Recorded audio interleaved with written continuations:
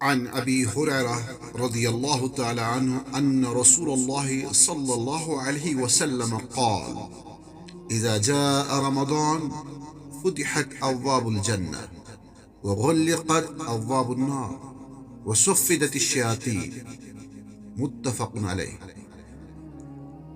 جب رمضان آتا ہے تو جنت کے دروازے کھول دیے جاتے ہیں، جہنم کے دروازے بند کر دیے جاتے ہیں اور شیاطین کو جکڑ دیا جاتا ہے۔ حدیث میں استعمال ہونے والا فعل صفدت باب تفعیل سے ہے، جس کا بنیادی معنی ہے کسی کو زنجیروں میں جکڑ دینا، باندھ دینا یا قابو پا لینا۔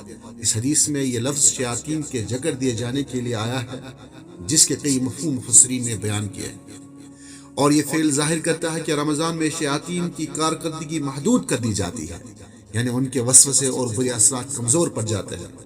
روزہ ایک روحانی ڈھال ہے جو انسان کو تقوی اور ضبط نفس سکھاتا ہے، لہذا شیطان کی مداخلت کی قوت کمزور ہو جاتی ہے۔ اس حدیث پاک میں صفدت کے ذریعے اس حقیقت کو بیان کیا گیا ہے کہ رمضان میں ایسا ماحول پیدا کر دیا جاتا ہے کہ نیکیوں کا رجحان بڑھ جاتا ہے اور گناہوں کے مواقع خود بخود کم ہو جاتے ہیں۔ روزہ دار کا نفس پاکیزگی کی طرف مائل ہوتا ہے، لہذا شیطان کا اثر کمزور پڑ جاتا ہے۔ خلاصہ کلام یہ ہے کہ فعل صفدت کا انتخاب در حقیقت اس حقیقت کو بیان کرنے کے لیے کیا گیا ہے کہ رمضان میں روحانی طاقت اور نیکی کی قوت غالب آ جاتی ہے، جس کے نتیجے میں شیطان کا اثر محدود ہو جاتا ہے۔